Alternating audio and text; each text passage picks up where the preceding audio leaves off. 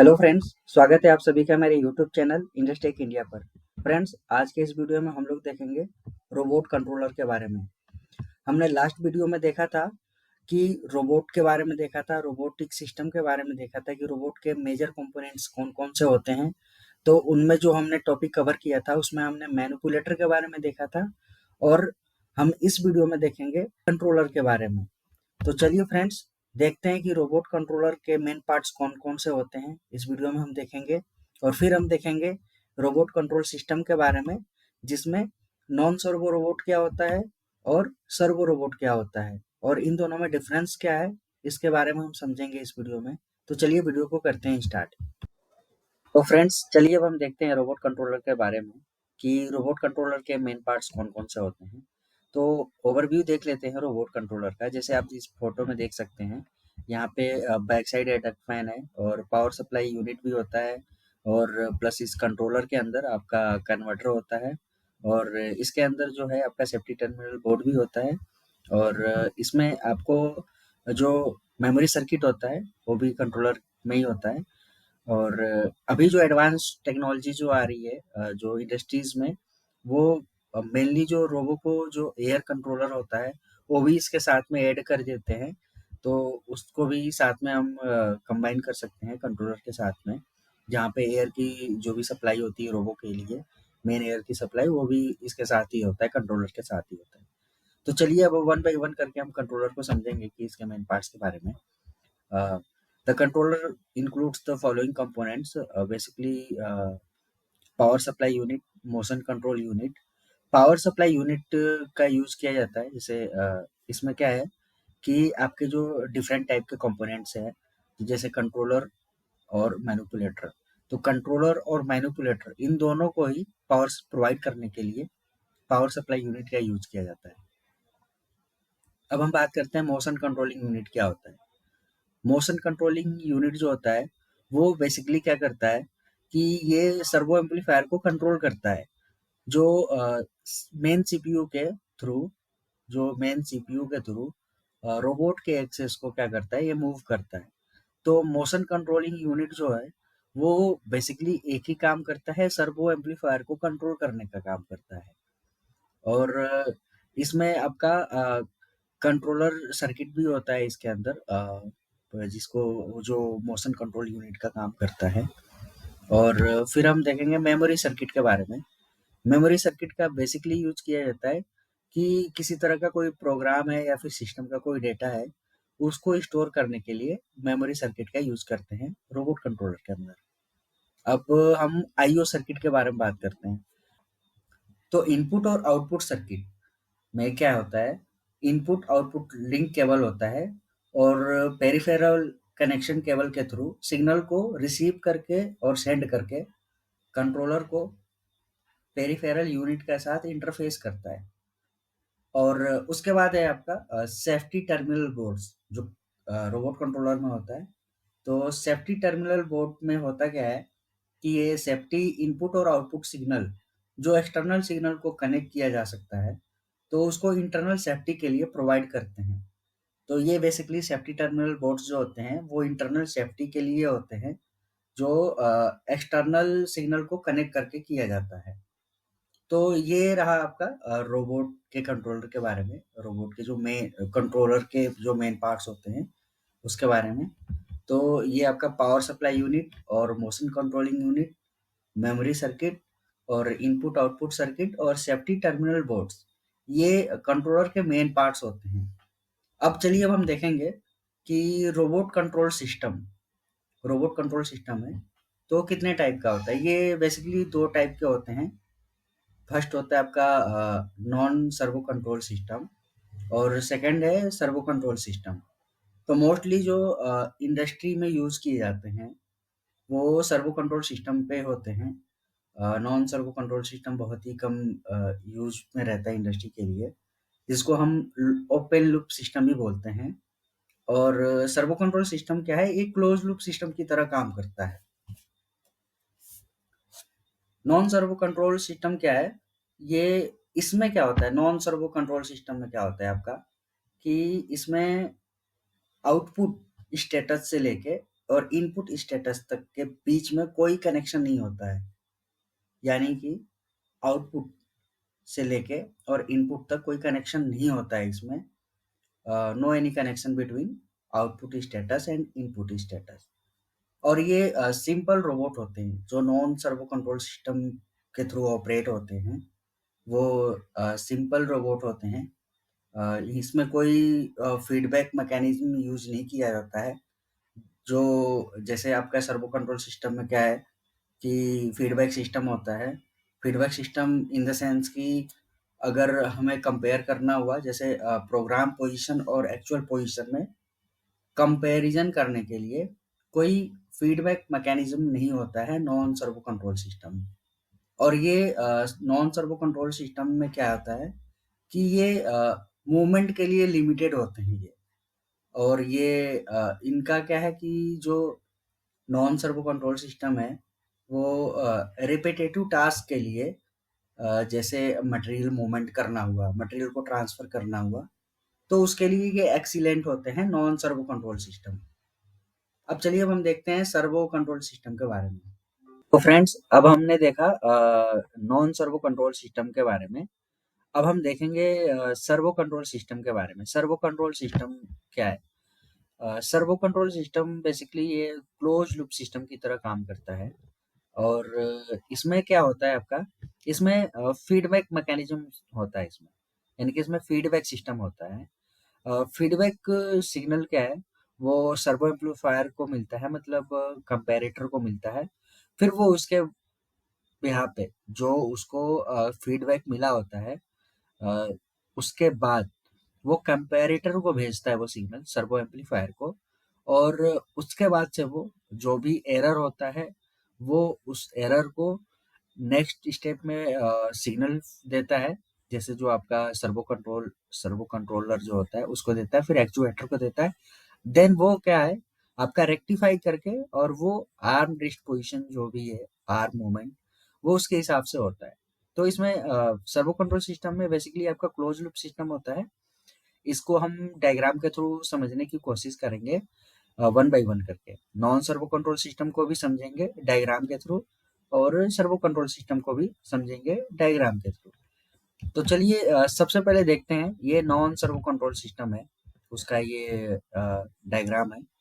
अब चलिए इसको समझते हैं।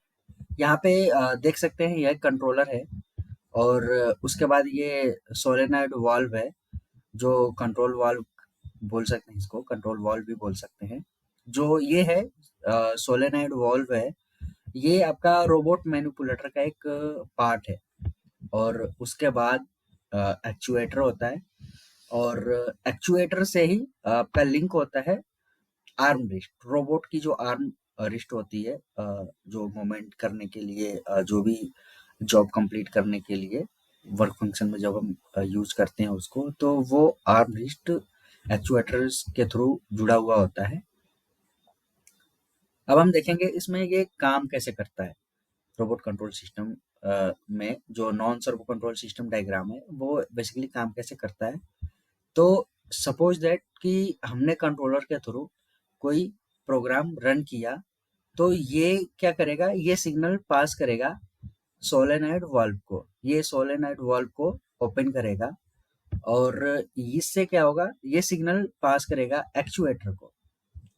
अब जब एक्चुएटर को सिग्नल पास करेगा, तो ये आपका मूवमेंट करना स्टार्ट करेगा आर्म रिस्ट की। जो आर्म रिस्ट है वो मूवमेंट करना स्टार्ट करेगा, और जिस हिसाब से प्रोग्राम किया गया रहेगा कि किस एंगल में और किस तरह का मूवमेंट देना है, उस हिसाब से रोबोट का जो आर्म रिस्ट है वो उस हिसाब से मूवमेंट करना स्टार्ट करेगा। तो सपोज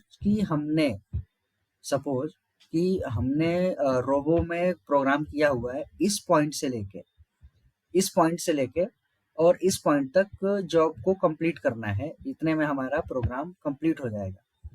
तो जब ये रन करेगा इस पॉइंट से, और स्टार्ट पॉइंट से लेके एंड पॉइंट पे जब आएगा, तो जब ये अपना जो भी है टाइम जब कंप्लीट करेगा, जो प्रोग्राम दिया गया है वो जैसे ही वो कंप्लीट करता है, तो उसके बाद क्या होता है कि ये limit switch and position sensing होता है।